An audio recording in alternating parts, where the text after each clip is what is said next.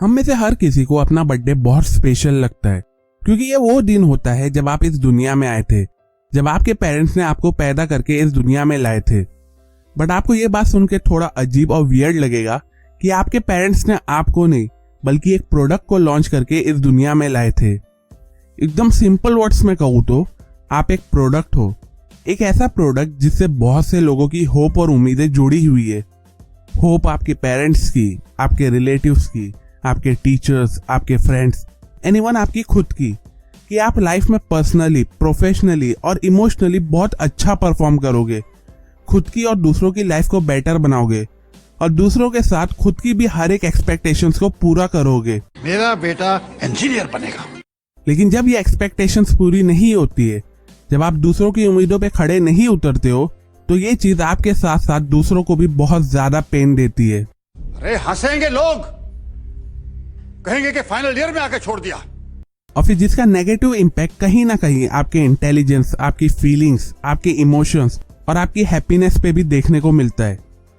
अब अपनी एक्सपेक्टेशंस, अपनी होप्स और अपने ड्रीम्स को पूरा करने के लिए हमें how to think type mindset को डेवलप करना चाहिए। बट रियलिटी तो ये है कि बचपन से हमें हाउ टू थिंक की जगह व्हाट टू थिंक के बारे में सिखाया जाता है। हमें सिखाया जाता है कि क्या सही है, क्या गलत, क्या सोचना चाहिए, क्या नहीं, लेकिन कोई ये नहीं सिखाता है कि सोचना कैसे चाहिए। और इसके पीछे कहीं ना कहीं सबसे बड़ा फॉल्ट हमारे पेरेंट्स का है, क्योंकि उन्हें खुद नहीं पता होता है कि सोचते कैसे। उन्हें भी यही सिखाया जाता है कि क्या सोचना चाहिए और क्या नहीं, और यही सेम चीज वो अपने बच्चों में भी इम्प्लीमेंट करते हैं। श्वेताब गांगवार, जो एक प्रोफेशनल प्रॉब्लम सॉल्वर है, एक बहुत ही बड़े यूट्यूबर है with over million of followers, और जो द रूडेस्ट बुक एवर के ऑथर भी है, जिसकी समरी आज के वीडियो में मैं आपके साथ शेयर कर रहा हूँ।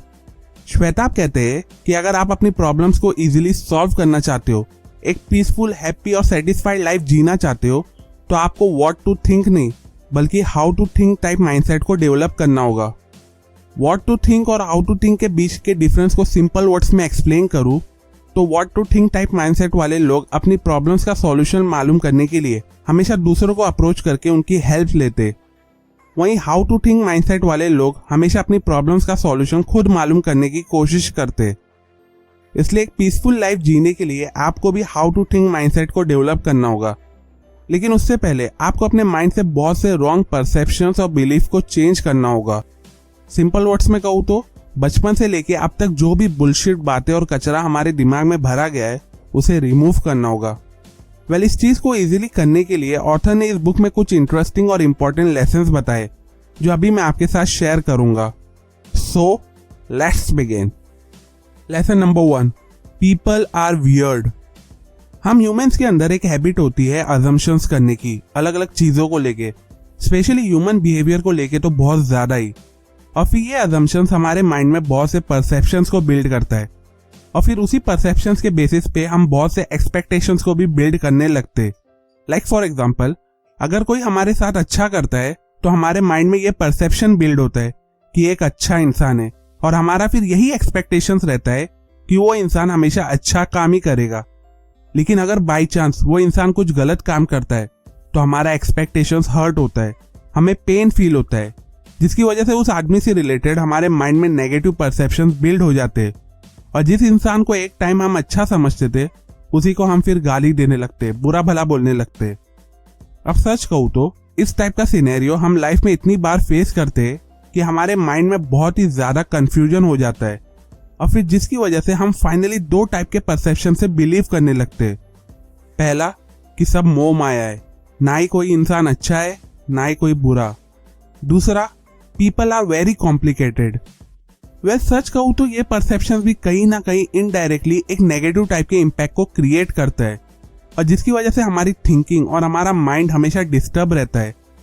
इसलिए ऑथर कहते हैं कि ये सब चीजों को अवॉइड करने के लिए सबसे बेस्ट तरीका ये है कि लोगों से रिलेटेड हमें ये परसेप्शन रखना चाहिए कि people are weird.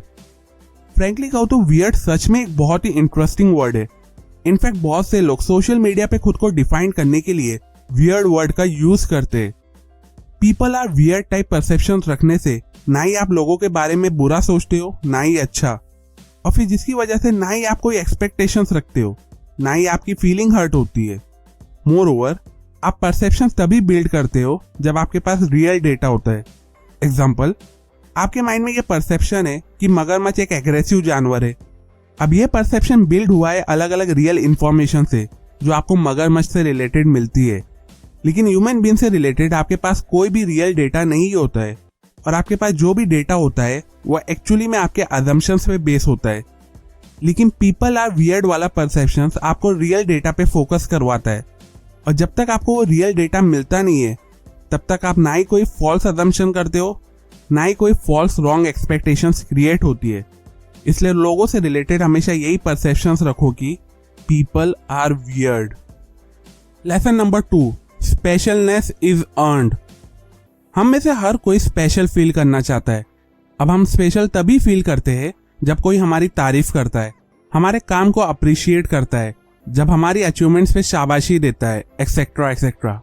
Simple words में कहूँ तो हमने दूसरों को अथॉरिटी दिए होते हैं खुद को स्पेशल फील कराने के लिए, और हम हमेशा विश करते हैं कि दूसरे हमें स्पेशल फील कराए। अब कई बार हम सोचते हैं कि सामने वाला हमारे काम की तारीफ करेगा जिससे हमें स्पेशल फील होगा, बट रियलिटी में तारीफ करने की जगह वो हम पे भड़कने लगता है, गुस्सा करके चिल्लाने लगता है। क्योंकि जैसा कि मैंने लास्ट पॉइंट में भी कहा कि पीपल आर वियर्ड, और आप कुछ भी अजम्पशन नहीं कर सकते हो। इसलिए ऑथर कहते हैं कि स्पेशलनेस वाली फीलिंग विश करने पर नहीं मिलती है, बल्कि उसे अर्न करना पड़ता है। अब ये फीलिंग आप तभी अर्न करते हो जब आप लाइफ में कुछ अचीव करते हो, जब आप अपनी नॉलेज, अपनी स्किल्स को इम्प्रूव करते हो। क्योंकि ये चीजों से दूसरे आपसे इंप्रेस हो ना हो, लेकिन ये चीजें आपको बहुत ही ज्यादा सेटिस्फाई और पीसफुल फील कराती है, आपके सेल्फ बिलीफ को इंक्रीज करती है, जिससे आप जेन्युइनली स्पेशल फील करते हो कि यस, आज मैंने खुद के लिए ये अचीव किया हो। इसलिए दूसरों पे डिपेंडेंट रह के स्पेशल वाली फीलिंग मांगने से अच्छा है कि अपने गोल्स को अचीव करो और अपनी स्किल्स को इंप्रूव करके खुद को बेटर बनाओ, जो जेन्युइनली आपको बहुत ही ज्यादा स्पेशल फील कराएगा। Lesson number 3, you are a nation. जैसा कि मैंने लास्ट पॉइंट में कहा कि दूसरों को खुद की अथॉरिटी देने से अच्छा है कि खुद के ऊपर डिपेंडेंट रहो।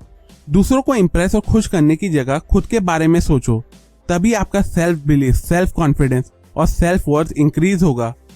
अब इन सब चीजों को कंटिन्यूसली इंक्रीज करते रहने के लिए आपको खुद के ऊपर सेल्फ कंट्रोल रखना होगा। अब खुद पे सेल्फ कंट्रोल रखने के लिए आपको कुछ रूल्स और मोरल्स सेट करने होंगे खुद के लिए, और उसे कंसिस्टेंटली फॉलो भी करना होगा। Now to do this easily, author एक सिंपल ट्रिक बताते जिसे कहते हैं you are a nation. Suppose करो आप एक पर्सन नहीं बल्कि एक नेशन हो, जहां आपकी पूरी अथॉरिटी आपके अंडर में। आपके आसपास के लोग एक दूसरे नेशन की तरह है, आपके फैमिली, फ्रेंड्स, भाई बहन आपके नेबर नेशंस की तरह है, जिनके साथ आपको अपने रिलेशन अच्छे मेंटेन रखना जरूरी है, वरना दोनों को प्रॉब्लम फेस करना पड़ सकता है। अब आप उस नेशन के प्रेसिडेंट हो, और आपने जो भी रूल्स और मोरल कोड्स बनाए हो वो उस नेशन के कॉन्स्टिट्यूशन है। अब ये कॉन्स्टिट्यूशन आपने ये ध्यान में रखते हुए बनाए हो कि कौन सी चीज आपके नेशन को हार्म करेगी और कौन सी लिमिट्स आपको कभी भी क्रॉस नहीं करना है। आपका सेल्फ कंट्रोल आपकी नेशन की सिक्योरिटी की तरह है, और जब आपकी सिक्योरिटी प्रॉपरली काम करती है तो आपका सेल्फ रिस्पेक्ट इंक्रीज होता है, जो आपकी नेशन की हैप्पीनेस को बढ़ाता है। आपकी डिजायर जो आपको हार्म पहुंचाती है वो टेररिस्ट की तरह है, आपका ईगो अपोजिट पार्टी की तरह है। और अगर आपको बेस्ट बने रहना है तो आपको सिर्फ खुद पे फोकस करना होगा, खुद को बेस्ट प्रूफ कराना होगा। ये आपके ईगो को कंट्रोल करेगा, और फिर जो बेस्ट रिजल्ट मिलेगा उससे आपका सेल्फ सेटिस्फेक्शन इंक्रीज होगा।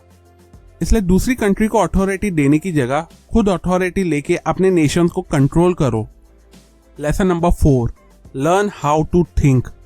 आपने कई बार सुने होंगे कि कुछ अलग करना है तो think differently, out of box सोचने की कोशिश करो, एक्सेट्रा एक्सेट्रा। लेकिन कोई भी ये नहीं बताता है कि ये करते कैसे, और यही रीजन है कि हम व्हाट टू थिंक टाइप वाले माइंडसेट को डेवलप करते हैं। व्हाट टू थिंक माइंडसेट रखने पर जब भी कुछ सोचना होता है या जब कोई प्रॉब्लम आती है तो हम पैकेट ऑफ इंफॉर्मेशन पे डिपेंडेंट रहते हैं। वो इंफॉर्मेशन जो हमें टीचर, पेरेंट्स, इंटरनेट से रेडीमेड मिलती है, और फिर उस पैकेट ऑफ इंफॉर्मेशन के अकॉर्डिंगली, या यूं कहूँ कि उसकी लिमिट तक ही हम अपनी थिंकिंग कैपेबिलिटी को यूज करते हैं। लेकिन जब आप हाउ टू थिंक माइंडसेट रखते हो तो इनिशियली आप क्लूलेस रहते हो, आपके पास कोई भी पैकेट ऑफ इंफॉर्मेशन नहीं रहती है।